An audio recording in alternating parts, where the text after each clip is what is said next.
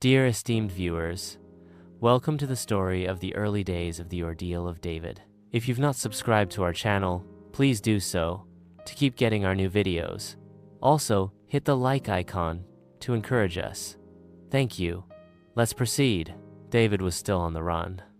Though he had done nothing wrong, King Saul was chasing him with an army. Saul was afraid of losing his throne, and he saw David as a threat. But David didn't want to fight Saul. He just wanted to live in peace, trusting that God would take care of everything. David and his small group of men quietly traveled through the rocky hills of Judah, watching for signs of Saul's army. He whispered to his men, saying, "Stay close. We'll rest near Keilah tonight, but we must stay alert." Word reached David that the Philistines were attacking the nearby town of Keilah, stealing food and terrorizing the people. David, concerned, said, "We can't let this happen. We must help them." One of David's men was hesitant and said, "But Saul is after us. If we fight, we'll be easy to find." So David, resolute, said, "Let's ask the Lord." And David prayed, and God answered. He told David to go and save Keilah. So David and his men defeated the Philistines and protected the town. But the victory didn't last long. Saul found out where David was and began marching toward Keilah. And David said to his men, "Let's ask the Lord again. Will the people of Keilah hand me over to Saul?" The Lord answered, yes, they would. So David quickly led his men out of the town, disappearing into the hills and wilderness. They fled to the wilderness of Ziph. Saul kept searching, day after day, but God protected David. Even Jonathan found him there. David and Jonathan met quietly in the forest, embracing like brothers. Jonathan encouraged him, saying, "Don't be afraid. My father won't find you. One day you'll be king of Israel, and I'll be right beside you." David, smiling, responded, saying, "Thank you, Jonathan. May the Lord be between us always." After Jonathan left, betrayal came. Some people from Ziph went to Saul and said, "David is hiding in our hills." So Saul quickly gathered his men and rushed to Ziph. David and his men moved silently through caves and ravines to stay ahead. But just when Saul was about to catch David, urgent news arrived. Messenger, speaking breathlessly, said, "King Saul, the Philistines are attacking again." Saul had no choice. He turned back to fight the Philistines. David was saved, for now. Later, David and his men went to hide in the wilderness of En-Gedi, near cool springs and tall caves carved into the rocks. One day, Saul came there, with 3,000 soldiers, searching for David once more. Saul left his men outside and walked alone into a large cave to rest. Unknown to Saul, David and his men were hiding deep inside. One of David's men whispered to him, saying, "This is your chance. God has handed him over. Take him now." David quietly crept toward Saul, but instead of hurting him, he gently cut off a corner of Saul's robe, and he said to himself softly, "No, I can't harm the Lord's anointed king. Even if he's hunting me, I won't strike him." After Saul left the cave, David stepped out and called to him, saying, "My lord, the king." Saul turned in surprise. David bowed low to the ground and said, "Why do you listen to those who say, 'I want to harm you'? Look, I could have killed you today, but I didn't.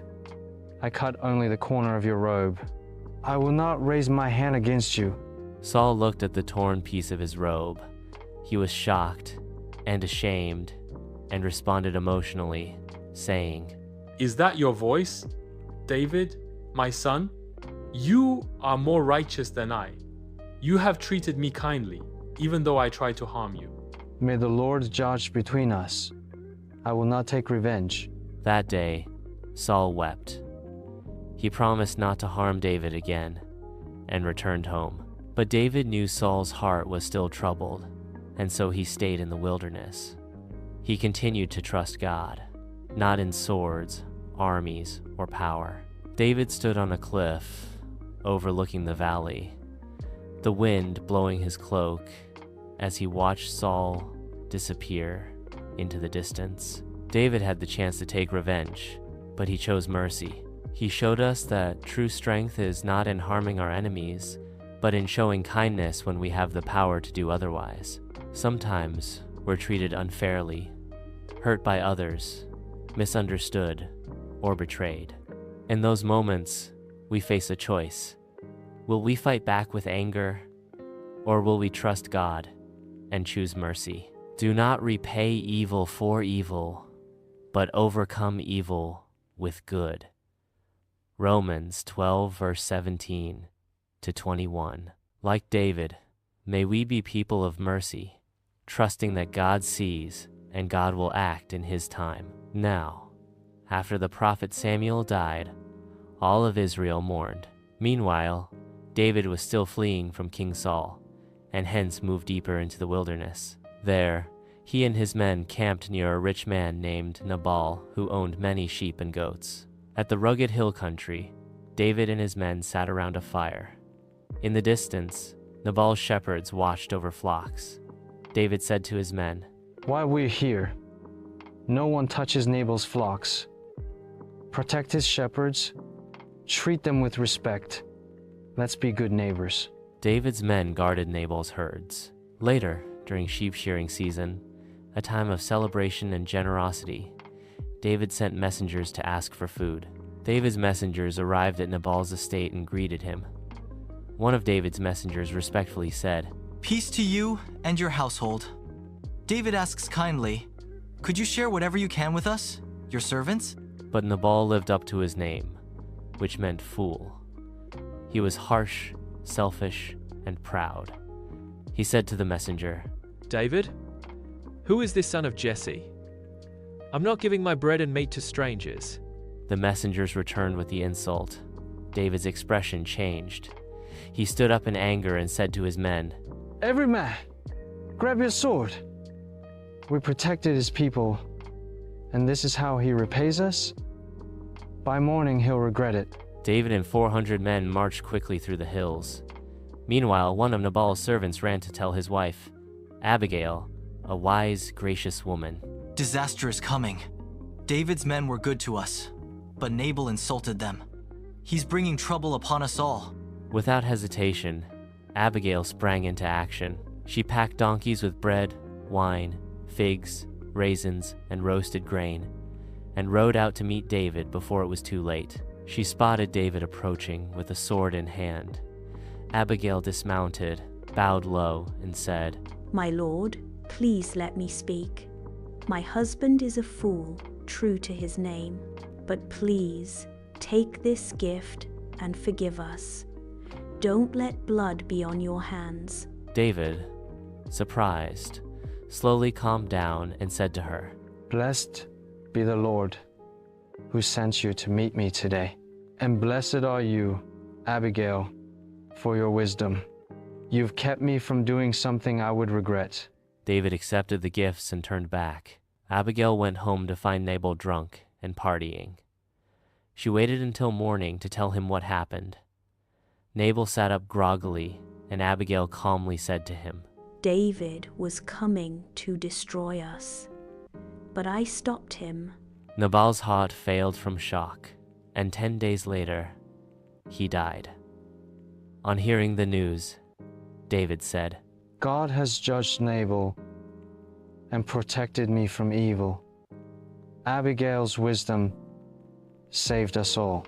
Soon after, David asked Abigail to become his wife, and she agreed. Sometime later, David heard that Saul was nearby again, camped in the wilderness with 3,000 men. But David didn't run.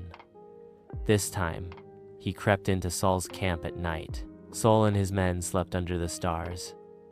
David and Abishai sneaked past the guards. Abishai, whispering to David, said, God has handed Saul over to us. Let me strike him with this spear, just once. David responded firmly, saying, No, we will not harm the Lord's anointed. Let's take his spear and water jug instead. They slipped out and climbed a distant hill. When morning came, David called out to Saul's camp, saying, "Why do you chase me, Saul? What have I done? Look, I have your spear. I could have taken your life, but I didn't." Saul looked up and saw David holding his spear from a hilltop, and he was humbled and responded, saying, You are a better man than I. You spared my life again. May the Lord bless you. David could have taken revenge twice, but both times he chose the better path. First, Abigail helped him turn from anger. Then, he showed mercy to Saul again. Sometimes we feel angry or hurt, and we want to strike back. But wisdom and mercy are stronger than swords. Abigail's courage and David's restraint teach us that we don't have to act on every emotion. We can pause, seek peace, and let God be the judge. A gentle answer turns away anger. Proverbs 15 verse 1, "Do not take revenge. Leave room for God's justice." Romans 12 verse 19, "Let's be people who walk in wisdom, like Abigail, and people who choose mercy, like David. Because when we do, we don't just save the moment, we shape a better future." And this is the end of this video. Once again, if you've not subscribed to our channel, please do well to do so. Thank you very much for being here. Do have a nice day, and bye for now.